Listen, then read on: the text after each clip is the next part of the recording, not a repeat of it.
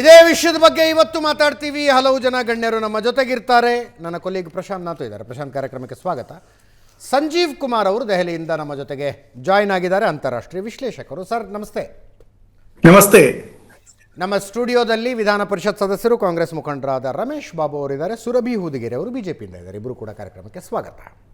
ಸಂಜೀವ್ ಕುಮಾರ್ ಅವರ ಮೊದಲ ಪ್ರತಿಕ್ರಿಯೆಯನ್ನು ಬಯಸ್ತಾ ಇದ್ದೀನಿ. ಸಂಜೀವ್ ಕುಮಾರ್ ಅವರೇ, energy security has been compromised. ಈ ಮಾತಿನಲ್ಲಿ ಸತ್ಯ ಎಷ್ಟು? ನಮಗೊಂದು ನ್ಯೂಟ್ರಲ್, ಡಿಸ್ಪ್ಯಾಷನೇಟ್, ನಾನ್ ಪೊಲಿಟಿಕಲ್ ಒಪಿನಿಯನ್ ಬೇಕು.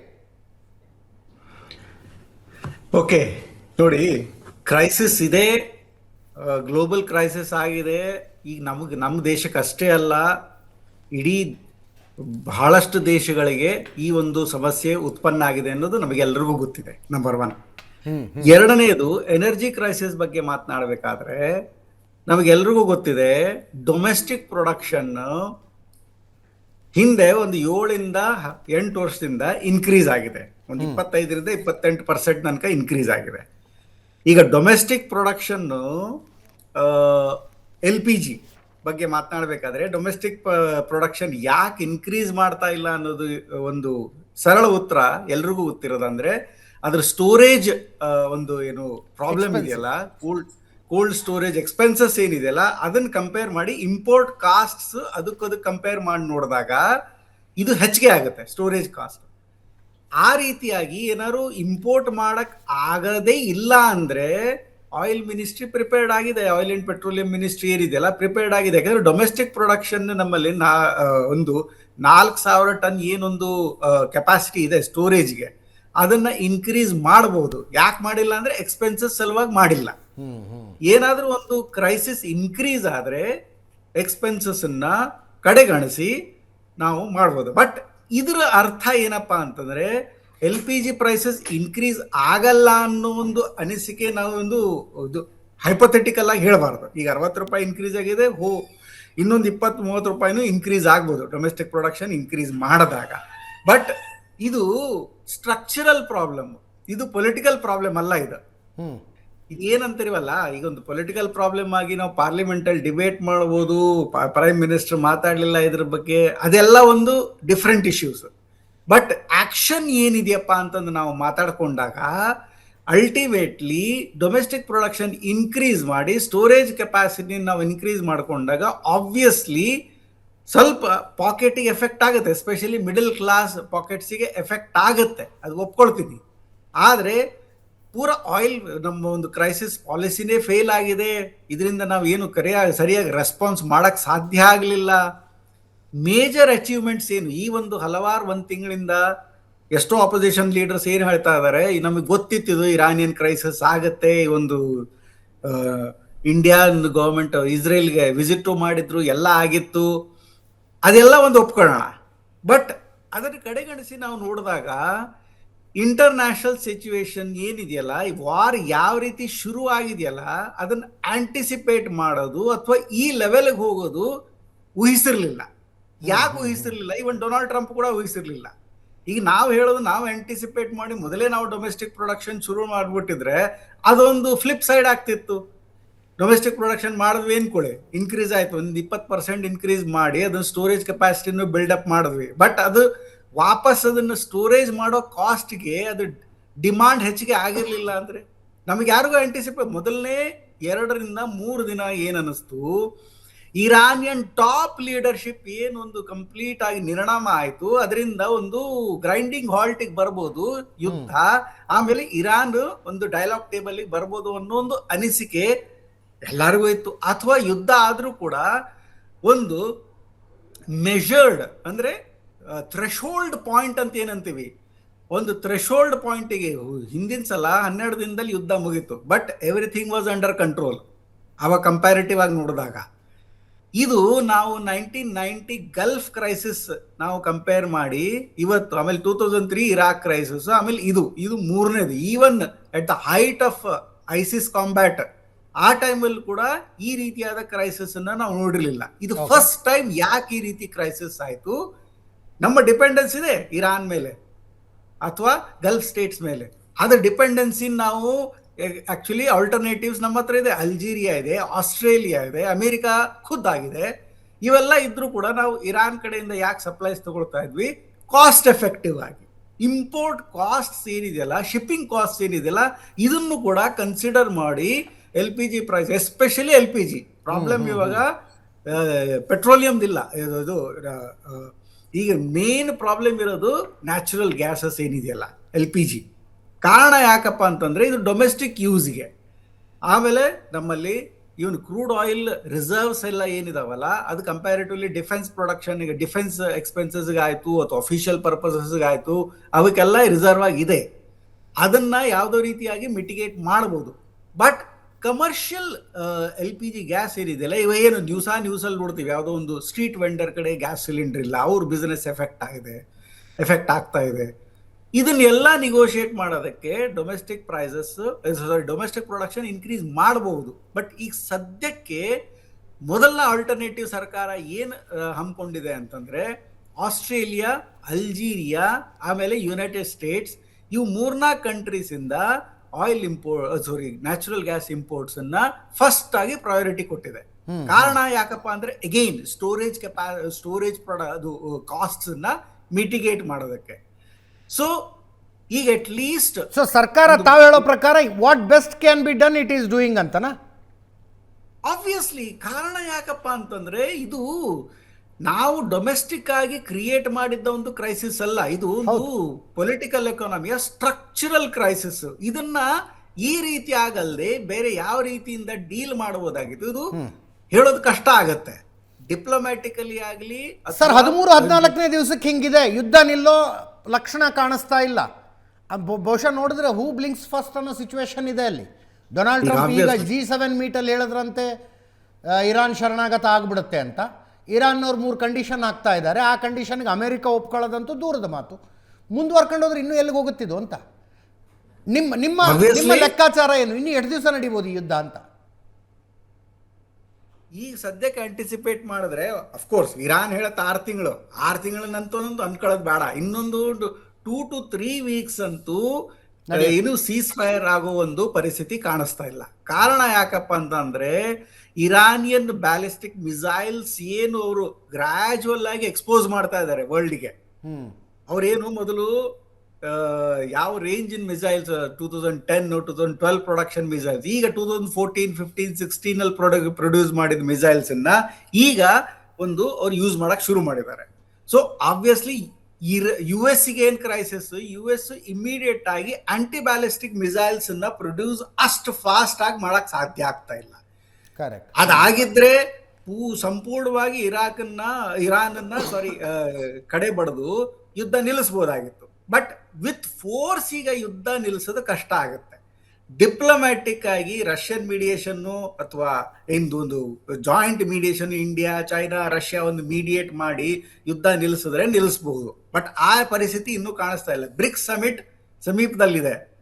ಆ ಒಂದು ಸಂದರ್ಭದಲ್ಲಿ ಏನಾದರೂ ಆ ಇನಿಷಿಯೇಟಿವ್ ಇಂಡಿಯಾ, ರಷ್ಯಾ, ಚೈನಾ ಒಂದು ಇನಿಷಿಯೇಟಿವ್ ತಗೊಂಡು ಯುದ್ಧ ನಿಲ್ಸಕ್ ಪ್ರಯತ್ನ ಮಾಡಿದ್ರೆ ಏನಾದ್ರು ಚಾನ್ಸ್ ಕಾಣಬಹುದು, ಅಟ್ ಲೀಸ್ಟ್ ಇನ್ನೊಂದು 2 to 3 weeks. ಬಟ್ ಅಲ್ಲಿ ತನಕ ಏನಿದೆ, ಅಟ್ ಲೀಸ್ಟ್ 75 days ಸಿಗಿದೆ ಅಂತ ಹೇಳಿದ್ರು ಸರ್ಕಾರದವರು LPG ಸಪ್ಲೈಸ್. ಈಗ ಆಬ್ವಿಯಸ್ಲಿ 25 days ಸಿಗಿದೆ, ಅಸ್ಯೂಮ್ ಮಾಡೋಣ 20 days ಅಥವಾ 15 days ಸಪ್ಲೈಸ್ ಇದೆ. But already oil ministry has made the deals. ಈಗ ಅಲ್ಜೀರಿಯಾ, ಆಸ್ಟ್ರೇಲಿಯಾ ಮತ್ತು US ಇಂದ LPG ತರಿಸ್ಕೋಬೇಕು ಅನ್ನೋ ಆಲ್ರೆಡಿ ಇನಿಷಿಯೇಟಿವ್ ತಗೊಂಡಾಗಿದೆ. ಅದು ಸ್ವಲ್ಪ ಕಾಸ್ಟ್ ಹೆಚ್ಚಾಗಬಹುದು, ಆಬ್ವಿಯಸ್ಲಿ ಹೆಚ್ಚಾಗುತ್ತೆ, ಯಾಕಂದ್ರೆ ರೂಟ್ ಡಿಫರೆಂಟ್ ಆಗುತ್ತೆ, ಲಾಂಗರ್ ರೂಟ್ ಆಗುತ್ತೆ. ಅದಾದ್ಮೇಲೆ ಇನ್ನೂ 15-20 ದಿನ ಆದ್ಮೇಲೆ ಏನ್ ಮಾಡ್ತಾರೆ ಅನ್ನೋದು ಇನ್ನೂ ನಾವು ಊಹಿಸೋದು ಕಷ್ಟ ಆಗ್ತದೆ. ಅದರ ಜೊತೆಗೆ ಜನಸಾಮಾನ್ಯರಾದ ನಾವು ಅಮೆರಿಕದ ಹೇಳಿಕೆಗಳನ್ನು ಹೆಂಗೆ ನೋಡಬೇಕು? We have permitted India to buy oil from Russia ಅಂತ. ನೆನ್ನೆ ಅಂತೂ ಅದು ಯಾವುದೋ ವೈಟ್ ಹೌಸ್ ಮೀಡಿಯಾದ ಹುಡುಗಿಯೊಬ್ಬಳಿಂದ ಆ ಹೇಳಿಕೆ. ಅಫ್ಕೋರ್ಸ್ ಅಂದರೆ ಅಮೆರಿಕದ ಸಂವಿಧಾನಾತ್ಮಕ ಹುದ್ದೆಯಲ್ಲಿರ್ತಾರೆ, ಬಟ್ ಅವರೆಲ್ಲ ಬಂದು we have permitted India to buy oil from Russia ಅಂದರೆ ಅಮೇರಿಕಾ ಅಂದರೆ ನಾವು ಆಯಿಲ್ ತಗೋಬೇಕು, ಇಲ್ಲ ಅಂದರೆ ಆಯಿಲ್ ತಗೋಬಾರ್ದು. ಏನದರ ಅರ್ಥ? ನಾವು ಜನಸಾಮಾನ್ಯರು ಹೆಂಗೆ ತಿಳ್ಕೊಬೇಕಿದ್ನ? ಆಬ್ವಿಯಸ್ಲಿ ಇದು ಮಿಸ್ಲೀಡ್ ಆಗತ್ತೆ. ನೀವು ಹೇಳಿದಾಗ ಏನಪ್ಪ ಅಮೇರಿಕಾದವ್ರು ನಮಗೆ ಪರ್ಮಿಟ್ ಮಾಡಿಬಿಟ್ರಾ, ಈಗ ಅಮೇರಿಕನ್ ಎಸ್ಟಾಬ್ಲಿಷ್ಮೆಂಟ್ ಅನ್ನ ನಾವು ನೋಡಿದ್ರೆ ಅದೊಂದು ಸ್ಟ್ರಕ್ಚರಲ್ ಇಶ್ಯೂ. ನಾವು ಈ ಡೊನಾಲ್ಡ್ ಟ್ರಂಪ್ ಅವ್ರು ಟೇಕ್ ಓವರ್ ಮಾಡಿದಾಗಿಂದ ನಾನು ಮೊದಲು ಹೇಳಿದ್ದೆ, ಓವಲ್ ಆಫೀಸ್ ಇದೆ. ಓವಲ್ ಆಫೀಸ್ ಅಂದ್ರೆ ಏನಪ್ಪ, ಅದು ಒಂದು ಮೋಸ್ಟ್ ಕಾನ್ಫಿಡೆನ್ಷಿಯಲ್ ಮೀಟಿಂಗ್ಸ್ ಏನ್ ಅಮೇರಿಕನ್ ಪ್ರೆಸಿಡೆಂಟ್ ಮಾಡ್ತಾರೋ ಓವಲ್ ಆಫೀಸ್ ಅಲ್ಲಿ, ಆ ಓವಲ್ ಆಫೀಸ್ ಅಲ್ಲಿ 1.5 ಗಂಟೆ ಮೀಟಿಂಗ್ ಆದ್ರೆ ಅದ್ರಲ್ಲಿ ಅರ್ಧ ಮುಕ್ಕಾಲು ಗಂಟೆ ಪ್ರೆಸಿಡೆಂಟ್ ಮಾತಾಡ್ತಾರೆ. ಆಮೇಲೆ ಉಳಿದವ್ರನ್ನ ಒಪಿನಿಯನ್ ತಗೊಳ್ತಾರೆ. ನೀವ್ ಹೇಳ್ರಪ್ಪ, ನೀವ್ ಹೇಳಿ ನಂದಿದಿತ್ತು, ನೀವೇನೇನ್ ಮಾತಾಡ್ತಾರೆ. ಫಸ್ಟ್ ಓವಲ್ ಆಫೀಸ್ ಮೀಟಿಂಗ್ ಅಲ್ಲಿ ಯಾರು ಮಾತಾಡಿದ್ರಪ್ಪ, ಟ್ವಿಟರ್ ಒಂದು ಸಿಇಒ ಮಾತಾಡಕ್ ಶುರು ಮಾಡಿ ಅವರೊಂದು 3/4 ಗಂಟೆ ಮಾತಾಡಿದ್ದಾರೆ. ಪ್ರೆಸಿಡೆಂಟ್ ಬರೀ 15 ನಿಮಿಷ ಮಾತಾಡಿದ್ದಾರೆ. ಇದು ಕೇಳಕ್ಕೆ ಏನಪ್ಪ ಬಹಳ ಆಶ್ಚರ್ಯ ಅನಿಸ್ಲೂಬಹುದು, ಅನಿಸ್ದೇನೂ ಇರ್ಬೋದು, but it has a larger repercussion. ಈಗ ವರ್ಲ್ಡ್ ಏನಿದೆಲ್ಲ ಆಲ್ಗೋರಿದಮ್ಸ್ ಮೇಲೆ ನಡೆಯುತ್ತೆ. ನೀವೇನು ಸೋಷಿಯಲ್ ಮೀಡಿಯಾದಲ್ಲಿ ಜನರನ್ನ ಯಾವ ರೀತಿ ಒಂದು ಟ್ರಾನ್ಸ್ಫಾರ್ಮ್ ಮಾಡಬೇಕು, ಯಾವ ರೀತಿ ಅವರನ್ನ ಒಂದು ನಮ್ಮದೇ ದೇಶದ ಬಗ್ಗೆ ನಾವು ಒಂದು ವೀಕ್ ಫೀಲ್ ಮಾಡಬೇಕು ಅನ್ನೋದಕ್ಕೆ, ಇದಕ್ಕೆ ಇನ್ಫಾರ್ಮೇಶನ್ ವಾರ್ ಅಂತೀವಿ, AI ವಾರ್. ಇದೆಲ್ಲ ಜನರೇಟ್ ಆಗ್ತಾ ಇದೆ. ಯಾಕಂದ್ರೆ ಈಗ ನಾವು ಯಂಗರ್ ಜೆನ್ ಜಿ ಏನಂತೀವಲ್ಲ, ಅವರಿಗೆ ಮೋರ್ ಡಿಪೆಂಡೆನ್ಸ್. ಆದ್ರೆ ನಿಮ್ಮ ನ್ಯೂಸ್ ಚಾನೆಲ್ ನೀವು ಒಂದು ಪಾಪ್ಯುಲಾರಿಟಿ ರೇಟಿಂಗ್ ಎಲ್ಲ ನೋಡಿರ್ತೀರ, ಅವ ಏಜ್ ಲಿಮಿಟ್ ನೀವು ನೋಡಿದ್ರೆ ನಮ್ಮಂತ ಏಜ್ನವ್ರು ಜಾಸ್ತಿ ನೋಡ್ತೀವಿ ನ್ಯೂಸ್ ಚಾನೆಲ್ಸ್ನ. ನೀವು 15 ಇಂದ 20-22 ವಯಸ್ಸಿನವ್ರು ನೋಡಿದ್ರೆ ಅವ್ರಿಗೆ ಇನ್ಸ್ಟಂಟ್ ಒನ್ ಲೈನರ್ ಆನ್ಸರ್ಸ್ ಬೇಕಾಗತ್ತೆ. ಸೊ ಈ ರೀತಿಯಾದ ಸ್ಟೇಟ್ಮೆಂಟ್ಸ್ ಸರ್ಕ್ಯುಲೇಟ್ ಆದಾಗ ಆಬ್ವಿಯಸ್ಲಿ, ಸೊ ಅಮೇರಿಕಾ ಪ್ಲಾನ್ ಮಾಡಿರೋದೇ ಇದನ್ನ ಪೂರಾ ಜಗತ್ನಲ್ಲಿ. ಮುಖ್ಯವಾಗಿ ಟ್ರಂಪ್ ಅವರು ಟೇಕ್ ಓವರ್ ಮಾಡಿದಾಗ ಟ್ವಿಟ್ಟರ್ನವ್ರು ಏನು ಓವಲ್ ಆಫೀಸಲ್ಲಿ ಏನೊಂದು ಮೀಟಿಂಗ್ ಆಯಿತು, ಅದರಿಂದ ಯಾರು ಅಮೇರಿಕನ್ ನೆರೇಟಿವ್ ಯಾರು ಡ್ರೈವ್ ಮಾಡ್ತಿದ್ದಾರೆ, ಇದು ಟ್ವಿಟರ್ ಅಥವಾ ಇನ್ಸ್ಟಾಗ್ರಾಮ್ ಡ್ರೈವ್ ಮಾಡ್ತಾ ಇದೆ. ಸೊ ಆಬ್ವಿಯಸ್ಲಿ ಪ್ರೆಸಿಡೆಂಟು ಏನೇನೋ ಟ್ವೀಟ್ ಮಾಡ್ತಾರೆ. ಆಪರೇಷನ್ ಸಿಂಧೂರ ಆದಮೇಲೆ ನಾನು ಹೇಳಿದ್ಮೇಲೆ ಸೀಸ್ ಫೈರ್ ಆಯಿತು, ಅದ್ರ ಬಗ್ಗೆ ಎಷ್ಟು ಟೆಸ್ಟಿಮನಿ ಸಿಗುತ್ತೆ ನಮಗೆ. ಸೊ ಅದೇ ರೀತಿಯಾಗಿ ನೀವು ಪರ್ಮಿಟ್ ಮಾಡಿದ್ದೀರಿ ಅನ್ನೋದಕ್ಕೆ ಏನು ಡಾಕ್ಯುಮೆಂಟ್ರಿ ಎವಿಡೆನ್ಸ್, ಏನು ಟೆಲಿಫೋನ್ ಕಾಲ್ ಮಾಡಿ ಹೇಳಿದ್ರ, ಅಥವಾ ಏನಾದ್ರು ಒಂದು ಅಗ್ರಿಮೆಂಟ್ ಸೈನ್ ಆಯ್ತಾ? ಈಗ ಅಮೇರಿಕ ಈ ರೀತಿ ಮಾತಾಡೋದು ಈಗ ಮೊನ್ನೆ ಅಮೇರಿಕನ್ ಫಾರಿನ್ ಸೆಕ್ರೆಟರಿ ಏನು ಹೇಳ್ತಾರೆ, ನಾವು ನೇಟೋ ಎಲ್ಲ ಸೇರ್ಕೊಂಡು ವಸತ್ ಕಾಲನೈಸೇಷನ್ ಇನ್ನೊಮ್ಮೆ ಶುರು ಮಾಡೋಣ ಅಂತ ಒಂದು ಪೂರಾ ಡಾಕ್ಯುಮೆಂಟ್ ಬಂದಿದೆ. ಆ ಡಾಕ್ಯುಮೆಂಟ್ ಬಗ್ಗೆನೇ ಒಂದು ಡಿಬೇಟ್ ಮಾಡ್ಬೇಕು ನಾವು ಟಿವಿ ಚಾನಲಲ್ಲಿ. ಏನಂತಾರೆ, ಕಾಲನೈಸೇಷನ್ ಬ್ರಿಟನ್ ಆಯ್ತು, ಆಮೇಲೆ ನಾವು ನ್ಯೂ ಕಾಲನೈಸೇಷನ್ ಮಾಡಿದ್ವಿ, ಅದು ವಿಶ್ವದ ಒಂದು ಬೆಳವಣಿಗೆಗೆ ತುಂಬಾ ಒಳ್ಳೆ ಒಂಥರ ಕಾರಕವಾದ ಒಂದು ಒಳ್ಳೆ ಫ್ಯಾಕ್ಟರ್ ಆಗಿ ಒಂದು ಸ್ಥಾಪನೆ ಆಗಿತ್ತು. ಹಂಗಾಗಿ ಒಂದು ರೀಕಾಲನೈಸೇಷನ್ ಡ್ರೈವ್ ಮಾಡ್ಬೇಕು, ಅದ್ರಲ್ಲಿ ಇಂಡಿಯಾ ಜೂನಿಯರ್ ಪಾರ್ಟ್ನರ್ ಅಂತೆ. ಇದು ಎಲ್ಲಿಂದ ಡಿಸೈಡ್ ಆಗ್ಬಿಡ್ತು? ಇಂಡಿಯಾ ಜೂನಿಯರ್ ಪಾರ್ಟ್ನರ್ ಅನ್ನೋದಕ್ಕೆ ಏನ್ ಮೋದಿ ಹೇಳಿದ್ರ, ಓಕೆ ನೀವೆಲ್ಲ ಮಾಡ್ರಪ್ಪ, ಎಲ್ಲ ನೇವಲ್ ಬೇಸು ಮಿಲಿಟರಿ ಬೇಸ್ ಎಲ್ಲ ಹಾಕ್ರಿ, ಕಂಟ್ರೀಸ್ ಕಾಲನೈಸ್ ಮಾಡ್ರಿ, ನಾವು ನಿಮ್ ಜೊತೆಗೆ ನಿಂತ್ಕೊಂಡಿದೀವಿ. ಎಲ್ಲಿಂದ ಬಂತಿದ್ದು? ಸೊ ಈ ರೀತಿಯಾದ ಇನ್ಫಾರ್ಮೇಶನ್ ಏನು ಮಿಸ್ಇನ್ಫಾರ್ಮೇಶನ್ ವಾರ್ ಆಗ್ತದೆ. ಇದನ್ನ ನಾವು ಜನಸಾಮಾನ್ಯರು ಅರ್ಥ ಮಾಡ್ಕೊಳ್ಳಕ್ಕೆ ಸುವರ್ಣ ನ್ಯೂಸ್ ಚಾನೆಲ್ ಅಂತ ಒಂದು ಟಿವಿ ಚಾನೆಲ್ ನಮ್ಮ ಮುಖಾಂತರ ನಾವು ಸರಳ ಒಂದು ಭಾಷೆಯಲ್ಲಿ ನಾವು ಎಕ್ಸ್ಪ್ಲೈನ್ ಮಾಡಬೇಕು. ಇದು ಆಲ್ಗೊರಿದಮ್ ವಾರ್, ಇದು ಮೈಂಡ್ ಗೇಮ್. ಇದು ನಾವೀಗ ಎಮರ್ಜೆನ್ಸಿ ಟೈಮಲ್ಲಿ, ಎಮರ್ಜೆನ್ಸಿ ಅಂತೀನಿ, ಗ್ರೀನ್ ರೆವಲ್ಯೂಷನ್ ಟೈಮಲ್ಲಿ ನಮಗೆ ಏನು ಹೇಳ್ಕೊಟ್ಟಿದ್ರು ಫೋರ್ಡ್ ಕಂಪನಿಯವರು, ನಿಮಗೆ ಹೊಟ್ಟೆಗೆ ಇಟ್ಟೇ ಇಲ್ಲ, ನಾವು ಕೊಟ್ರೆ ನೀವು ತಿಂದು ಬದುಕ್ತೀರಾ ಅನ್ನೋ ಒಂದು ಪರಿಸ್ಥಿತಿಲಿ ಗ್ರೀನ್ ರೆವಲ್ಯೂಷನ್ ಆಯಿತು. ಅಫ್ಕೋರ್ಸ್ ನಾವು ನಮ್ಮಲ್ಲಿ ಒಂದು ಸೆಲ್ಫ್ ಸಫಿಷಿಯೆಂಟ್ ಆದ್ವಿ, ಬಟ್ ಅವಾಗ ಆಲ್ಗೊರಿದಮ್ಸ್ ಇರಲಿಲ್ಲ, ಟ್ವಿಟರು ಫೇಸ್ಬುಕ್ ಅವೆಲ್ಲ ಇರಲಿಲ್ಲ. ಈಗ America is fond of what we call as post truth. Post truth ಅಲ್ಲಿ ಸತ್ಯ ಯಾವುದು ಅನ್ನೋದೇ ಅರ್ಥ ಆಗಲ್ಲ ನಿಮಗೆ. America is becoming a post truth society. ಎಲ್ಲಾರು ತಮ್ಮ ಸತ್ಯನ ಕ್ರಿಯೇಟ್ ಮಾಡ್ಕತ್ತಿದ್ದಾರೆ. ಅಮೇರಿಕಾ ಹೇಳಿದ್ರೆ ದುನಿಯಾ ನಿಲ್ಲುತ್ತೆ, ಅಮೇರಿಕಾ ಹೇಳಿದ್ರೆ ದುನಿಯಾ ನಡೆಯುತ್ತೆ. ಆ ರೀತಿ ಆಗಕ್ ಸಾಧ್ಯ ಇಲ್ಲ. ನಾವು ಸ್ವಲ್ಪ ಪೇಷನ್ಸ್ ಇಟ್ಕೊಂಡು ಯೋಚನೆ ಮಾಡಬೇಕು. ಸರ್ಕಾರಕ್ಕೆ ಒಂದ್ ಸ್ವಲ್ಪ ಲಿಮಿಟೇಷನ್ಸ್ ಇರ್ತಾವೆ, ಯಾವುದೇ ಸರ್ಕಾರ ಆಗ್ಲಿ. ಈಗ ಲೆಟ್ಸ್ ಫರ್ಗೆಟ್ ಮೋದಿ ಸರ್ಕಾರ ಆಗ್ಲಿ, ಇನ್ನು ನರಸಿಂಹರಾವ್ ಸರ್ಕಾರ ಆಗ್ಲಿ, ಎಲ್ಲಾ ಸರ್ಕಾರಕ್ಕೂ ನಾವು ಕ್ರಿಟಿಸೈಸ್ ಮಾಡ್ಬೋದು. ಈ ಸರ್ಕಾರಕ್ಕೂ ಬಹಳಷ್ಟು ಪರಿಸ್ಥಿತಿಗಳಲ್ಲಿ ಪ್ರಾಬ್ಲಮ್ಸ್ ಆಗಿದಾವೆ, ಈಗಲೂ ಇದೆ. ಆಲ್ಟರ್ನೇಟಿವ್ ಪಾಲಿಸೀಸ್ ಅನ್ನ ಬಹಳ ಯೋಚನೆ ಮಾಡಬೇಕಾಗತ್ತೆ. ಬಟ್ ಕಂಪ್ಲೀಟ್ಲಿ ಡಿನೈ ಮಾಡೋದು, ಕಂಪ್ಯಾರಿಟಿವ್ಲಿ ನೋಡಿದ್ರೆ ನಾವು GATT ಟೈಮಲ್ಲಿ ಆಗಿದ್ದ ನಮ್ಮ ಪರಿಸ್ಥಿತಿ ಕಂಪೇರ್ ಮಾಡಿ ನೋಡಿದ್ರೆ ಈಗ ಎಷ್ಟೋ ಬೆಟರ್ ಆಗಿ ನಾವು ಡೀಲ್ ಮಾಡಿದೀವಿ. ಕಾರಣ ಯಾಕಪ್ಪ ಅಂತಂದ್ರೆ ನಮಗೀಗ ಬ್ಯಾಲೆನ್ಸ್ ಮಾಡೋ ಅವಶ್ಯಕತೆ ಇಲ್ಲ. ನಮಗೆ ಆಯಿಲ್ ಸಿಗಬೇಕಾ, ರಷ್ಯಾನೇ ಆಗಲಿ, ಇರಾನೇ ಆಗಲಿ, ಇಸ್ರೇಲೇ ಆಗಲಿ, ಡಿಫೆನ್ಸ್ ಎಕ್ವಿಪ್ಮೆಂಟ್ ಯಾರು ಕೊಡ್ಲಿ, ನಮ್ಮ ನ್ಯಾಷನಲ್ ಇಂಟ್ರೆಸ್ಟ್ ಇದ್ರೆ ನಾವು ಯಾವುದೇ ಕಂಟ್ರಿಗೂ ಎಗೇನ್ಸ್ಟ್ ಆಗಿ, ಈಗ ಎಲ್ಲರೂ ಹೇಳ್ತಾರೆ ಏನಪ್ಪಾ ನಾವು ಇಸ್ರೇಲಿಗೆ ಸಪೋರ್ಟ್ ಮಾಡಿದ್ವಿ. ನಾವು ಇಸ್ರೇಲಿಗೆ ಸಪೋರ್ಟ್ ಮಾಡಿದ್ದು, ಇರಾನ್ ವಿರೋಧ ಮಾಡಿದ್ವು ಅನ್ನೋ ಒಂದು ಸ್ಟೇಟ್ಮೆಂಟ್ ಅನ್ನ ಕ್ಲಿಯರ್ ಆಗಿ ರೀಡ್ ಮಾಡ್ಬೇಕು ನಾವು. ನಮ್ಮ ಇಂಟ್ರೆಸ್ಟ್ ಏನಿದೆಯಪ್ಪ ಅಂತಂದ್ರೆ ವಾರ್ ಆದ್ರೆ ನಮಗೆ ಇರಾನಿಂದ oil, gas and natural gas production ಸಿಗುತ್ತೆ, ಇಸ್ರೇಲ್ನಿಂದ ಸ್ಪೈಯಿಂಗ್ ಎಕ್ವಿಪ್ಮೆಂಟ್, ಡಿಫೆನ್ಸ್ ಎಕ್ವಿಪ್ಮೆಂಟ್ ಸಿಗುತ್ತೆ. ಸರ್ ಒಂದೇ ನಿಮಿಷ ಸಂಜೆ ಅಲ್ಲಿ ದಯಮಾಡಿ ನೋಡಿ, ಈ ಥರದ್ದು ನಾನು ನೆನ್ನೆನೂ ಹೇಳಿದ್ದೀನಿ ನಿಮಗೆ, ನೀವು ಕರೆದುಬಿಟ್ಟು ಈ ಥರ ಮಾಡೋದು ಇಟ್ ಇಸ್ ನಾಟ್ ಗುಡ್. 22 ನಿಮಿಷದಿಂದ ಅವ್ರು ಮಾತಾಡ್ತಾ ಇದ್ದಾರೆ. ಅವರು ಸ್ವಲ್ಪ ನೋ ಐ ಆಮ್ ಸಾರಿ, ಅವ್ರು ಡಿಕ್ಲೇರ್ ಮಾಡ್ಕೊಳ್ಳಿ ಬಿಜೆಪಿ ವಕ್ತಾರ ಅಂತೇಳಿ. ದಯವಿಟ್ಟು ನೋಡಿ, ಈ ತರ ಇಂಥ ಭಾಷಣಗಳನ್ನ ಬಹಳ ಕೇಳಿದೀವಿ. ನೀವು ಕರೆದುಬಿಟ್ಟು ನನಗೆ ದಯಮಾಡಿ ಆ ಥರ ಆಗಲ್ಲ ಸರ್. 22 ನಿಮಿಷ ಮಾತಾಡಿ ಹೌ ಹ್ಯಾವ್ ಟು ಕೌಂಟರ್ ಇನ್. ನೀವು ಯಾವ ಪೂರ್ತಿ ಬಿಜೆಪಿ ಪರವಾಗಿ ದಯಮಾಡಿ ಕೇಳಿ. 40 ನಿಮಿಷ ಇಲ್ವೇ ಇಲ್ಲ ನಿಮ್ಗೆ. ಇಲ್ಲಿ ಬ್ರೇಕ್ ಕೊಡ್ತೀರಾ 25 ನಿಮಿಷಕ್ಕೆ. ತಿರ್ಗಾ ನೀವು ಸ್ಟಾರ್ಟ್ ಮಾಡಿ ನಿಮ್ಗೆ ಇದೇ ಡಿಫೆನ್ಸ್ ಆಗದೆ 12 ನಿಮಿಷ, ತಿರ್ಗಾ ಬ್ರೇಕ್ ಕೊಡ್ತೀರಾ. 25 ನಿಮಿಷ ಅವ್ರು ಬಿಜೆಪಿ ಪರವಾಗಿ ಮಾತಾಡೋದು ನಾನು ಕೂತ್ಕೊಂಡು ಕೇಳಕ್ಕ ಬಂದಿದ್ದೀನಿ.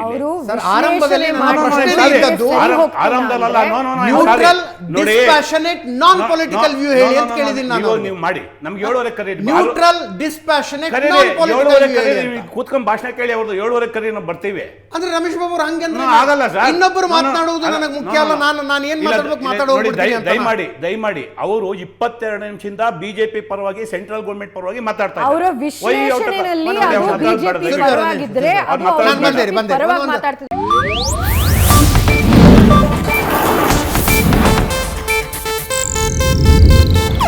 ಇದು ಏಷ್ಯಾನೆಟ್ ನ್ಯೂಸ್ ನೆಟ್ವರ್ಕ್ ಪ್ರಸ್ತುತಿ.